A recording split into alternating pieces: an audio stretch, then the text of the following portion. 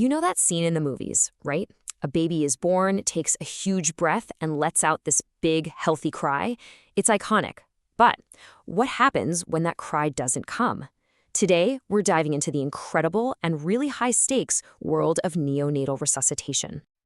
That's silence. It's the one thing that every parent and every doctor in that delivery room dreads. It's a sign that that massive, incredible transition from the safety of the womb to the outside world isn't going to plan, and a highly skilled team has just moments to figure it out and act.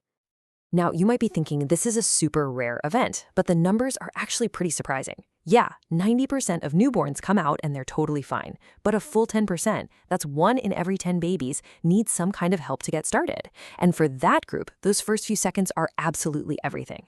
It's that 10% that we're going to focus on.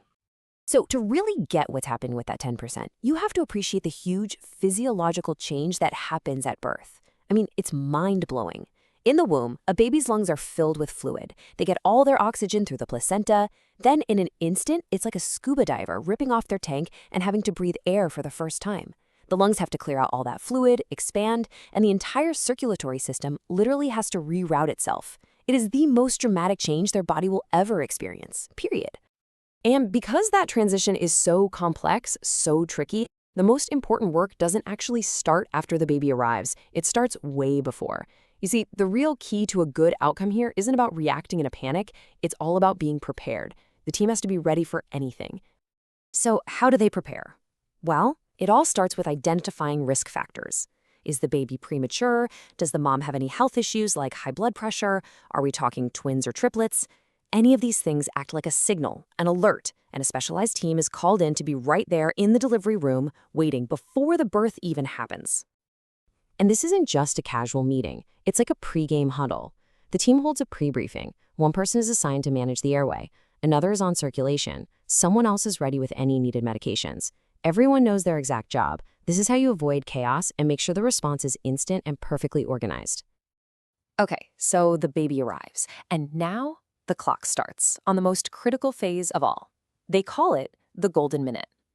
In these first 60 seconds, every single action the team takes is about one thing and one thing only: getting that baby breathing on its own. 60 seconds. That's it. There is absolutely no time to waste. The team immediately assesses the baby, and if they need to, they launch into a series of 5 initial steps, all within this incredibly tight window. Now, these 5 steps, they follow a really clear logic. It's not random. It starts with providing warmth, because a cold baby is a baby who's wasting precious energy. Then they position the baby's head to make sure the airway is open and clear it, but only if they have to. And finally, they dry the baby. This does 2 things. It stops heat loss, but it also provides this gentle stimulation, rubbing their back or their feet, that is so often the little nudge a newborn needs to just take that first breath. And the pace here, it's just breathtaking. The team gets almost all of this done, the warming, the positioning, the drying, in the first 30 seconds. By the 60-second mark, they've already stimulated the baby and they're reassessing to see if it's working. The efficiency is just incredible to watch. And here is probably the single most important rule of the golden minute. If these simple steps don't work almost right away, the team does not keep trying them. They don't waste time. A baby who isn't responding is likely in a more serious state, and they need a different kind of help, and they need it now. So if those first simple steps don't work, how does the team know what to do next? How do they know if their interventions are actually working? The answer comes from listening to the heart. A baby's heart rate is the single most important sign of how they're doing. Now, there are a few ways to check it. You can feel the umbilical cord. It's fast, but not very reliable. A stethoscope is way better, but it takes skill to use it quickly under pressure. The gold standard is an ECG monitor. It's the fastest and most accurate, but it's not always sitting right there in the delivery room. Whatever they use, the goal is the same. Get a fast, accurate count, because that number decides everything. And this is why it is so important. A rising heart rate, that's the green light. It tells the team that everything they're doing is working. It's the ultimate feedback loop. If the heart rate goes up, they know they're on the right track. If it stays low or even drops, something is wrong, and they have to change their approach immediately. Okay, so what happens when that heart rate is too low, or the baby just isn't breathing despite all those initial steps? Well, that's when the team immediately moves to the next level of support. There are three really clear triggers for this. One, the baby is not breathing at all. That's called apnea. Two, the baby is trying, but they're just taking these weak, gasping breaths that aren't effective. Or three, that heart rate is just stuck below 100 beats per minute. Any one of those means the baby needs help getting air into their lungs fast. This help is called positive pressure ventilation, or PPV. Basically, it involves using a small mask that fits perfectly over the baby's nose and mouth and gently delivering breaths to open up the lungs and get them the oxygen they desperately need. This is often the big game changer. Which brings us to the final, and honestly, the most important point of all.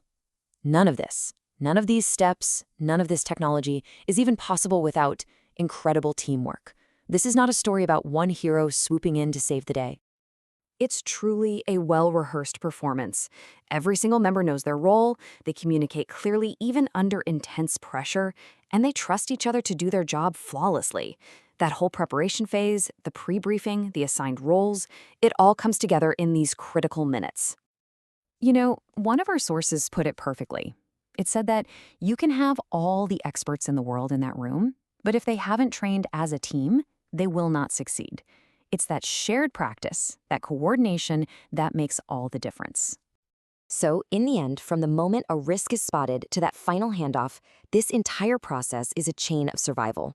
And every single link in that chain, knowledge, speed, communication, and especially teamwork, has to hold strong to give every newborn the best possible start. Which really leaves us with one final important question. This level of readiness is life-saving, we know that. So how can we ensure that every single birth in every single hospital has a team that is just as prepared for the unexpected? Something to think about. Thanks so much for joining me for this explainer.